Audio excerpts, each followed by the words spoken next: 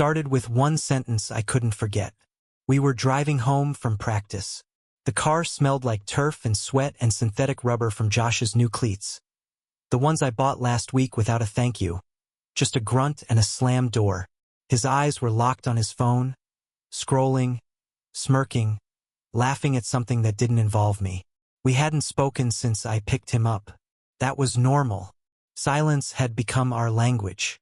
Then he muttered it, offhand, casual, like it was just another post worth swiping past.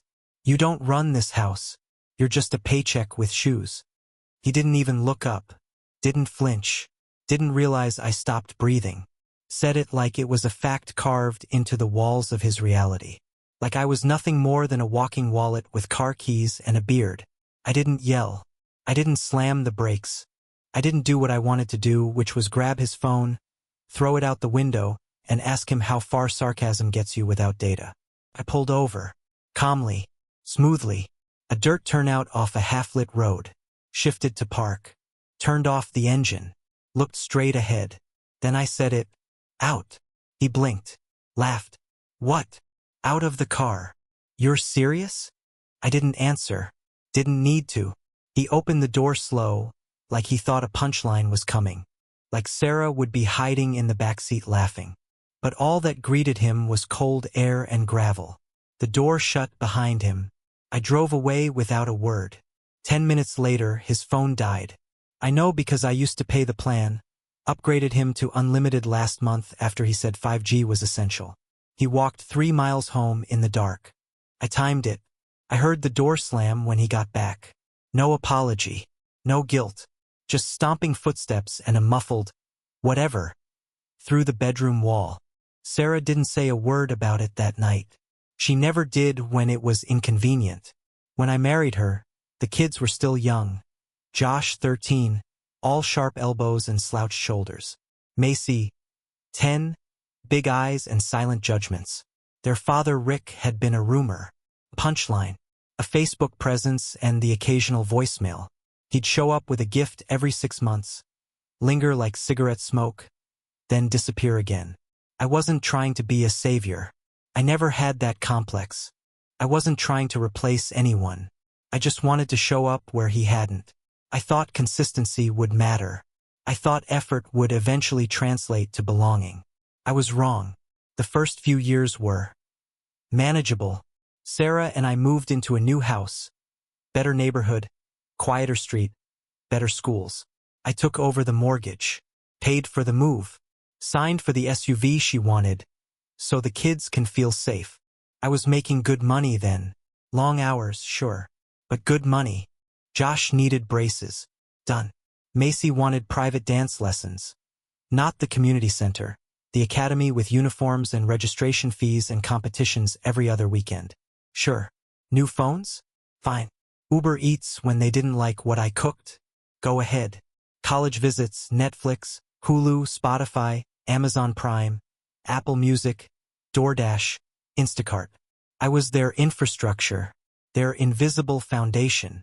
Rick sent a check now and then, usually late, usually small. Then he'd swoop in with 2 VIP concert tickets and vanish again before they even posted the photos. He was the fun one, the magician, the myth. And me? I was the utility bill they forgot was always paid. There were moments I thought we were getting somewhere. A Saturday movie night where Josh laughed at something I said. A birthday card from Macy that said, "Thank you," without sarcasm. A hug from Sarah when she thought I wasn't keeping score. But those moments evaporated. Always. The older Josh got, the colder he became. He didn't argue. He dismissed.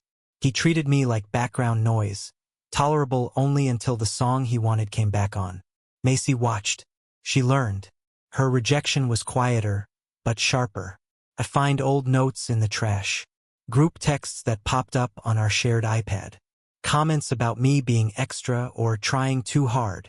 She once called me Mom's Reboot. Said it to a friend while she thought I was out of earshot. Laughed like it was harmless. Sarah told me not to take it personally. "They're kids," she said. "They'll come around." I waited. They didn't. At family gatherings, I became the man who took the picture, not the man in it. At restaurants, I paid the bill while Rick got tagged in the Instagram post. Best dinner ever. Thanks, Dad. I stopped checking my notifications. And still, I kept showing up. I fixed things. I scheduled appointments. I reminded Josh about college applications. I helped Macy with choreography when her coach canceled. I paid for everything without question. I believed that one day they'd wake up and realize the man who had shown up was the one who'd never left. But something shifted after that sentence in the car. Something cracked that never sealed again. You're just a paycheck with shoes. I kept hearing it. Over breakfast. In the garage. In the soft hum of the fridge. In the silence between Sarah and me when I asked if she'd ever correct them. She just said, "They're still figuring things out." I had figured it out. I just didn't want to admit it yet. I was financing my own erasure. My name wasn't on the Christmas cards. Not once. Just, from Sarah, Josh, and Macy. When Macy posted a Father's Day tribute, it was a collage of Rick and childhood photos. Not a single one with me. When I brought it up, Sarah said, "Don't be sensitive. You know how teenagers are." Yeah. I knew. They were old enough to drive. Old enough to decide. Old enough to speak their truth, even if it crushed mine. Josh turned 17. He didn't invite me to the party. Just Rick. I stood in the kitchen washing dishes while I heard them laugh on the back porch. Music blasting. Smoke wafting in through the screen door. I was the caterer. The janitor. The chauffeur who paid for the cake but wasn't offered a slice. That night, Sarah crawled into bed and said, "Thank you for being patient." I didn't respond. I just stared at the ceiling and wondered what it would feel like to be seen. The cracks had been forming for years.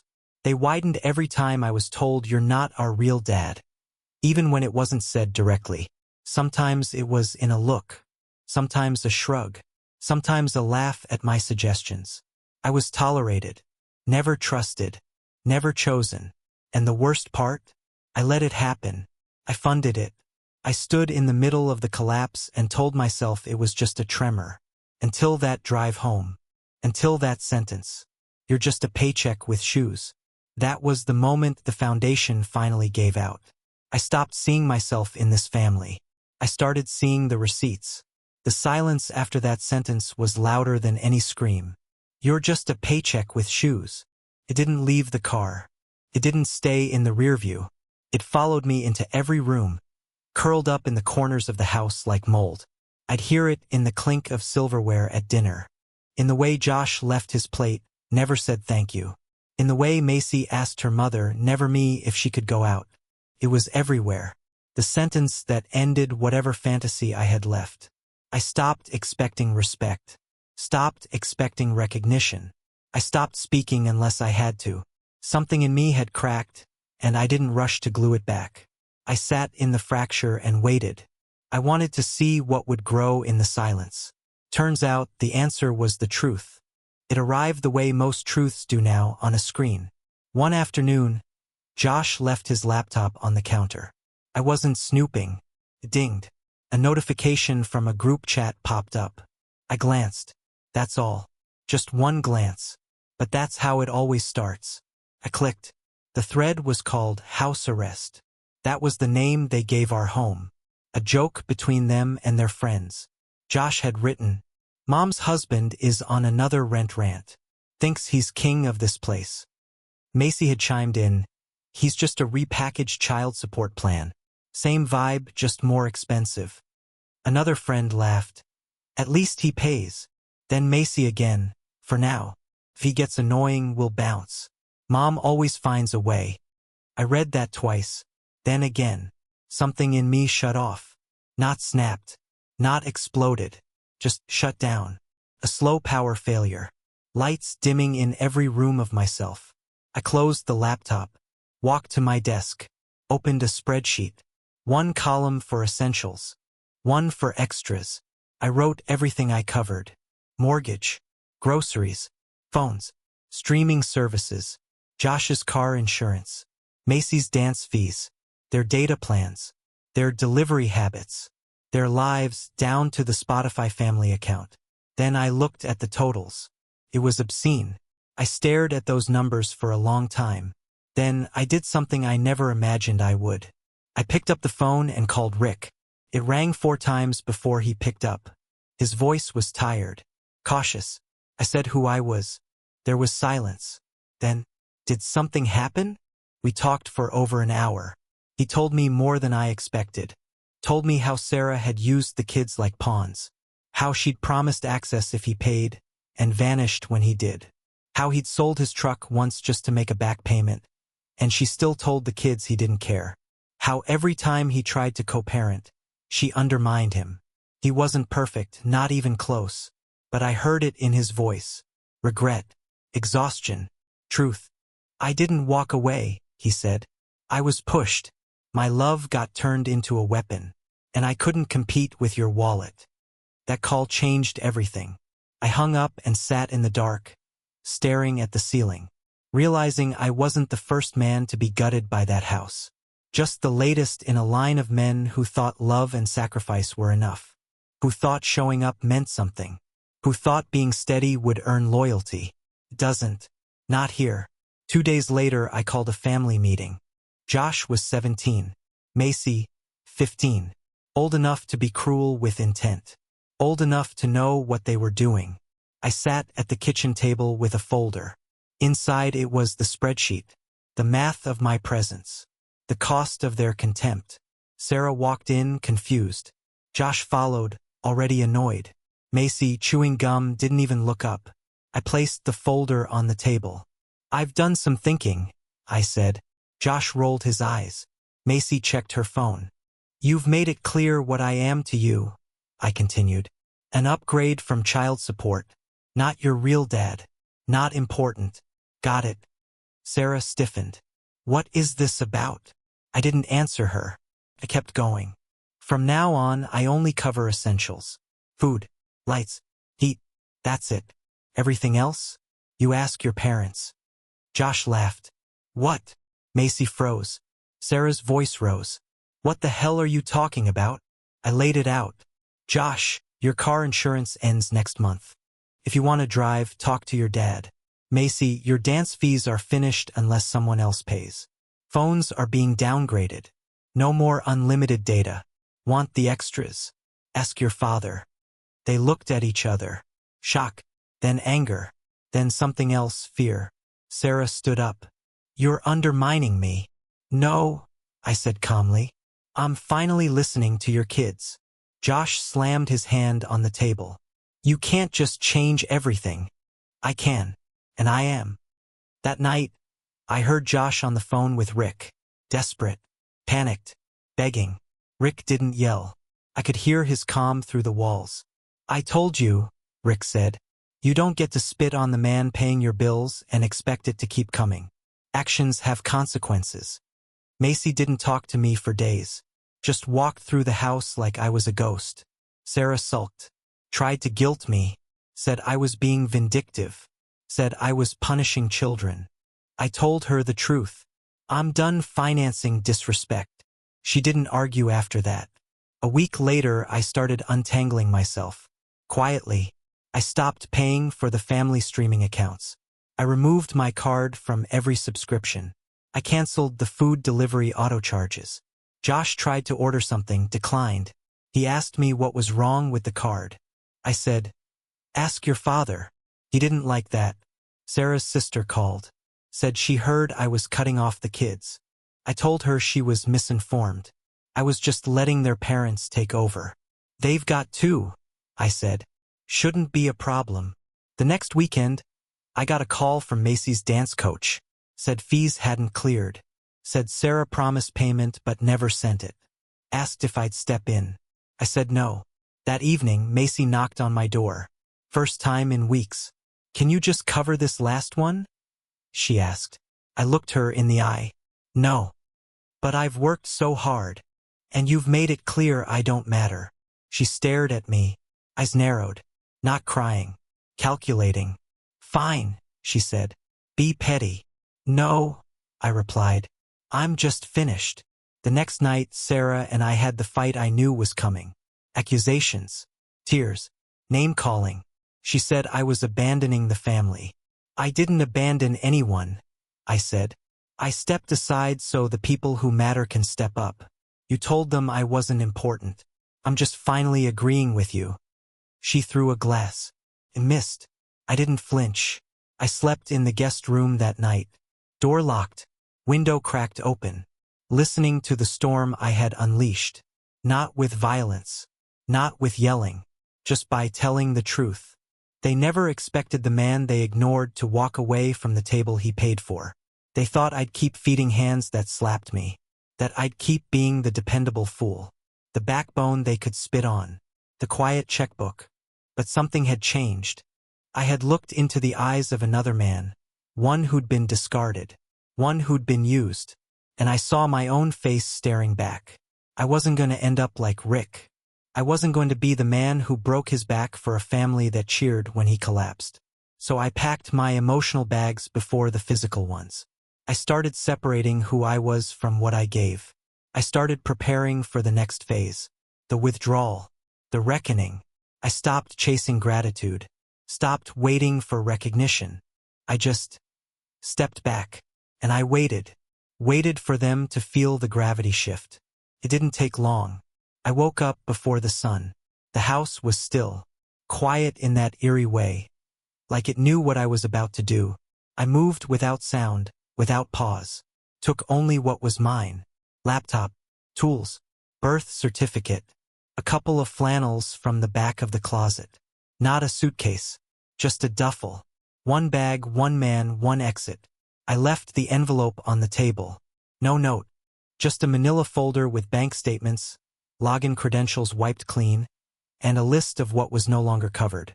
Then I walked out. Keys in my pocket. Phone reset.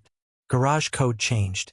The garage door stayed closed behind me, not in defiance, in finality. Sarah messaged me a day later. Not when I left, when the lights did. She didn't even notice I was gone until the power bill bounced. The house that never thanked me finally felt my absence where it hurt.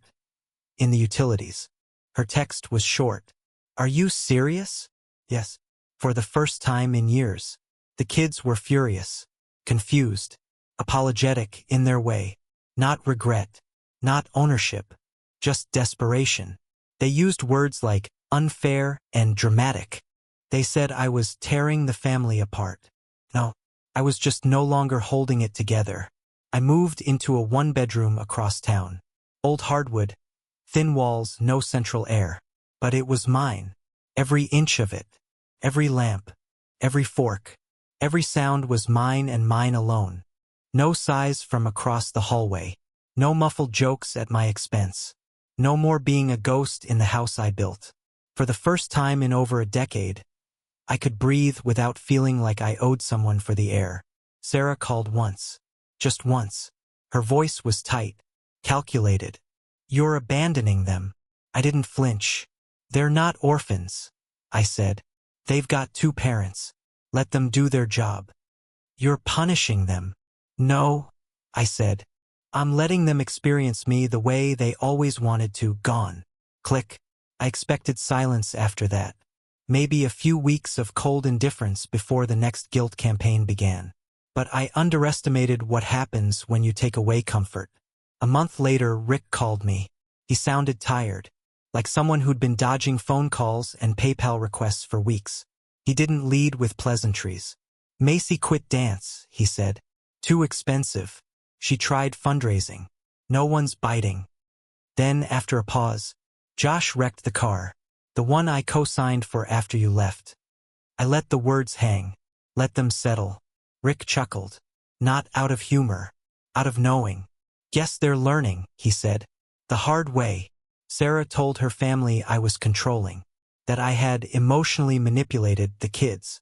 That I abandoned my responsibilities. But her sister called me privately. Her voice low, cautious. She said you were abusive, she whispered. I didn't respond. But if that's true, who paid the mortgage for 3 years? I still didn't answer. Because truth doesn't need defense. It just needs time. The house fell apart quickly.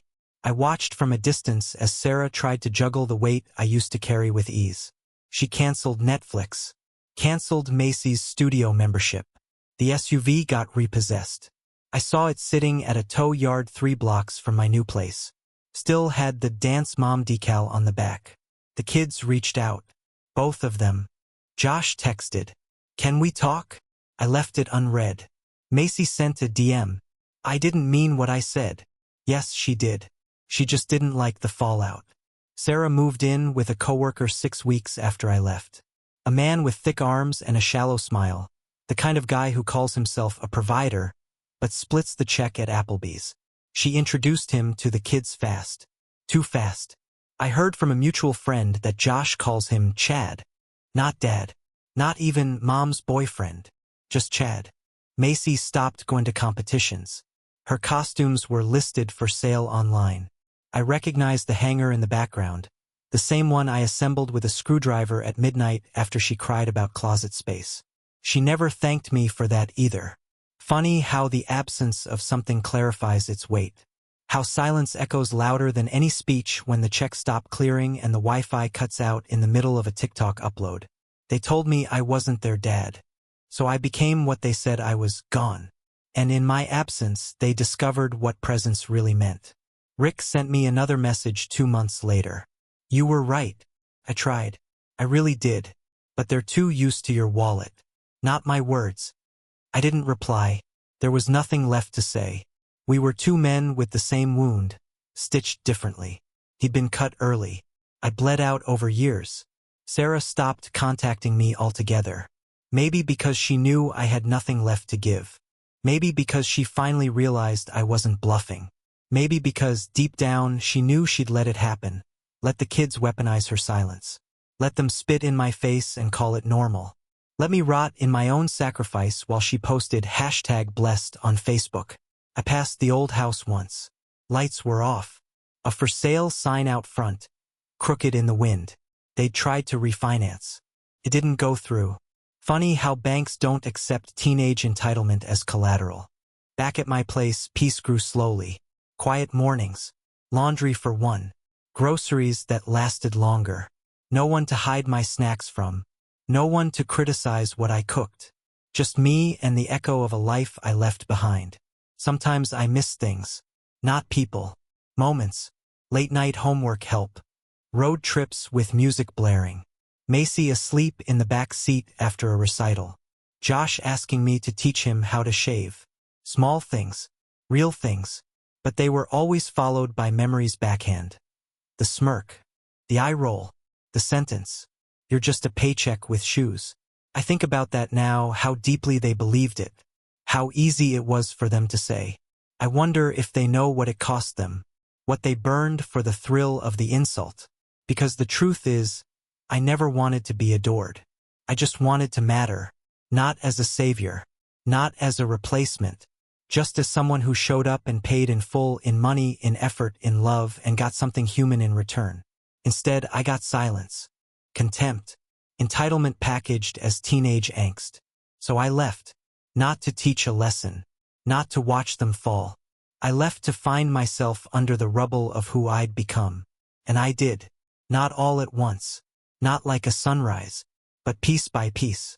A version of myself I hadn't seen in years. A man with boundaries. With limits. With dignity. A man who no longer flinched when someone said, "You're not my real dad." Because now I don't need to be. Now I get to live like I matter to myself. They learned the cost of rejection. I learned the value of absence. They lost their provider. I found my peace. I didn't forgive them. That would imply there was something still owed.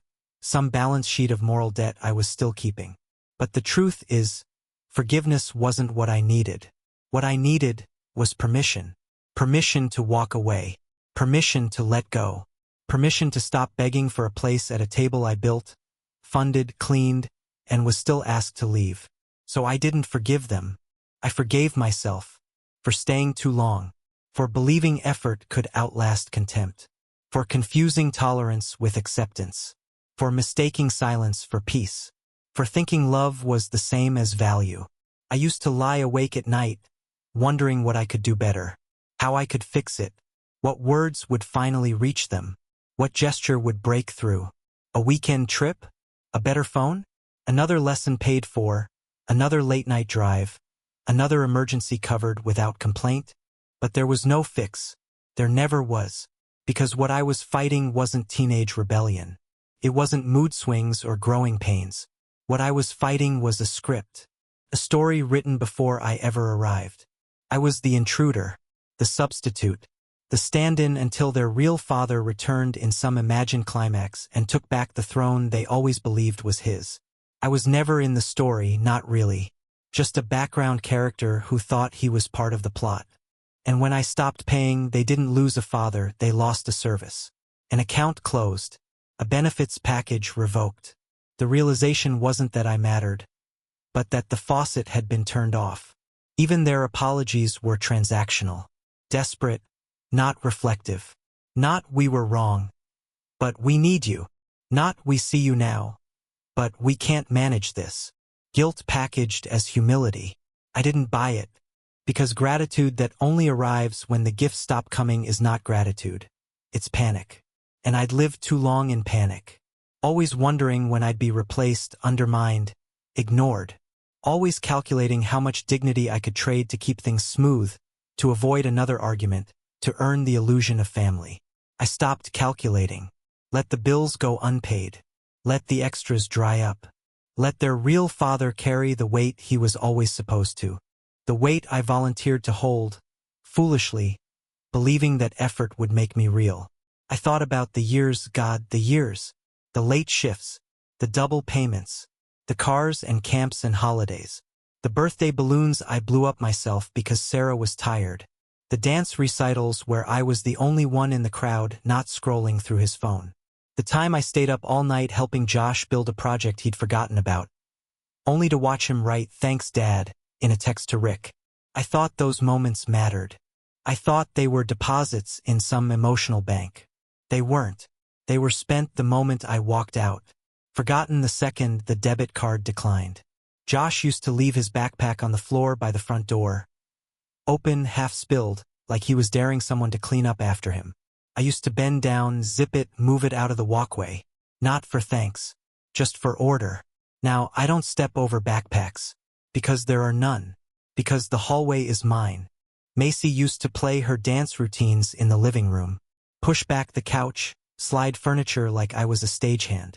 She'd ask Sarah for feedback, for praise, for music volume changes, never me. My only role was spotter or driver or wallet. She once said, "You don't get it. It's a dancer thing." Like fatherhood was a club I didn't belong to. Now the living room is quiet. My music, my furniture, no stages, no routines, no erasure with a smile. Sarah left without a fight. That surprised me. No slammed doors, no threats, just a slow packing of bags, a few muttered complaints, and then silence. She moved in with someone from work. Someone who didn't mind being called the boyfriend, while footing bills labeled husband. Someone who hadn't learned yet what I had. That sacrifice without boundaries isn't love. It's currency. And once the account is empty, you're discarded like lint in a pocket someone else now owns.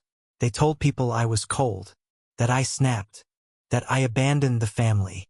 But no one asked what I had carried. No one asked how long I'd been bleeding. Her sister did once. Called me, hesitant. She said, "You lost it," she whispered. I said nothing. She also said, "You paid for everything, for years." 3 years of mortgage, I said. 6 years of car insurance. A decade of groceries, school trips, emergency dental, broken screens, upgrades they never earned. "Jesus," she said. No, not Jesus, just a man. A man who finally listened to what he'd been told all along. "You're not our real dad. You're just a paycheck with shoes." So I took off the shoes, and I walked out. They thought I wouldn't. They thought my silence meant permanence. That I was stitched into the walls of that house like insulation. That I couldn't leave. But silence isn't loyalty. Sometimes it's exhaustion. Sometimes it's the final breath before collapse. I don't check their social media anymore. I don't ask mutuals for updates. I know enough. Josh dropped out. Tried to re-enroll somewhere cheaper. Rick didn't co-sign. Macy stopped dancing. Took a job at a grocery store. Said she was saving up. For what? I don't know. Sarah's new man doesn't cover the extras. That much is clear. No more dance academies. No more road trips. Just reality. Lean. Honest. Cold. I get up when I want now. Brew 1 cup of coffee. 1 set of dishes in the sink. The fridge lasts longer. The air feels lighter. My paycheck is mine. My name is my own. I don't miss them. Not in the way people expect. What I miss is the version of myself that believed love could fix everything. That man was tired, but full of hope. That man thought he was building something permanent. He wasn't. He was financing a fantasy. And when the payments stopped, so did the illusion. Now I live in truth. Uncomfortable. Clear. Solitary. But honest. Would I do it again? The years? The bills? The driving? The dinners? Maybe. But not the begging. Not the pleading. Not the silent war for a seat at a table set with someone else's name. Would I stay? No. Not once I knew. Not once the curtain dropped and the audience applauded someone else. So this is where it ends, not with reconciliation but with release. I wasn't their father, but I was the man who stayed. And when that wasn't enough, I became the man who left. Tell me, was I wrong? Or did I finally become the only man in the house who refused to lie?